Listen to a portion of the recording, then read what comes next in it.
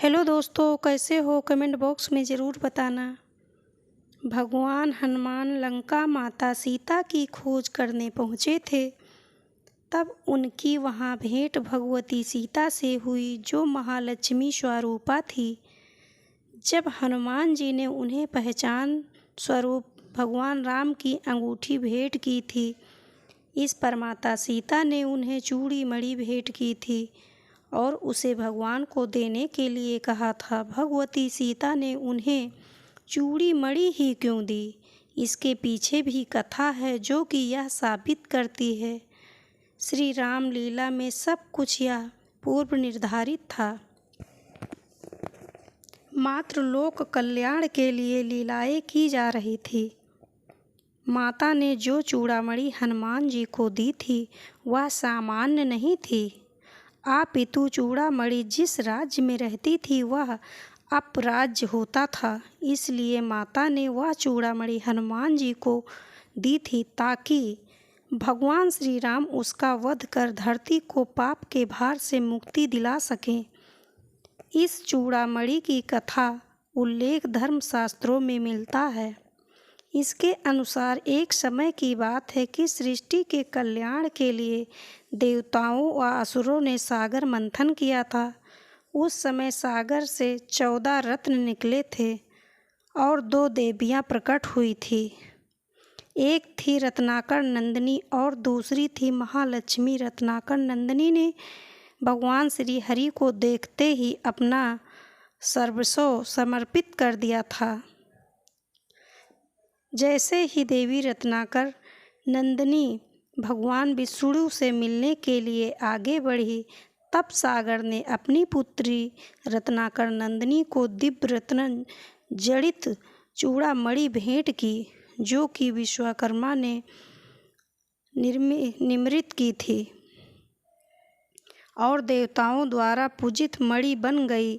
इसी दौरान महालक्ष्मी का प्रादुर्भाव हो गया था तथा लक्ष्मी जी ने भी भगवान श्री हरि यानी विष्णु जी को देखा, तो वह भी भगवान पर मोहित हो गई और मन ही मन उनका वरण कर लिया। यह देखकर रत्नाकर नंदिनी अकुला कर रह गई। सभी के मन का भाव जानने वाले भगवान विष्णु तब रत्नाकर नंदिनी के पास पहुँचे और कहा, मैं तुम्हारे भाव से परिचित हूँ।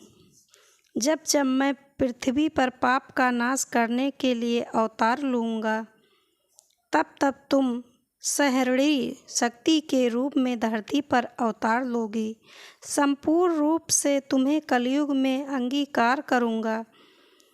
अभी सतयुग चल रहा है। त्रेता और द्वापर में तुम त्रिकुट पर्वत के शिखर पर अपने अर्चकों की मनोकामनाएं पूर्ति करती हुई तपस्यारत हो रहो। तपस्या के लिए विदा लेते समय देवी रत्नाकर नंदिनी ने अपनी चूड़ामणि निशानी के तौर पर श्री हरि को दे दी। वही निकट देवराज इंद्र खड़े थे। वह चूड़ामणि पाने के लिए अधीर हो गए और भगवान विष्णु ने उन्हें भेंट कर दी।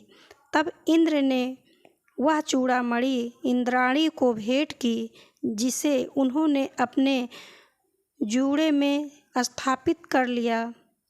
कुछ कालखंड के बाद एक असुर शंबासुर ने स्वर्ग पर चढ़ाई कर दी और देवताओं को पराजित कर दिया। इस घटना के कुछ समय बाद इंद्रदेव दशरथ जी के पास पहुँचे और उनकी मदद मांगी। तब दशरथ जी ने कैकेयी के साथ स्वर्ग आए और शंबासुर का वध कर दिया। युद्ध जीतने की खुशी में देवराज इंद्र और इंद्राणी ने दशरथ व कैकेयी का भव्य सत्कार किया और उपहार प्रदान किए। इंद्रदेव ने दशरथ जी को स्वर्ग गंगा मंदाकिनी के दिव्य हंसों के 4 पंख भेंट किए। इंद्राणी ने कैकेयी को वही चूड़ामणि भेंट की और वरदान दिया कि यह चूड़ामणि जिस राज्य में रहेगी, वह राज्य अपराज्य रहेगा और चूड़ामणि धारण करने वाली स्त्री को अक्षत अजय और अखंड सौभाग्य प्राप्त होगा। कालांतर में कैकेयी ने यह चूड़ामणि सुमित्रा का अद्भुत प्रेम देखकर उसे प्रदान कर दी।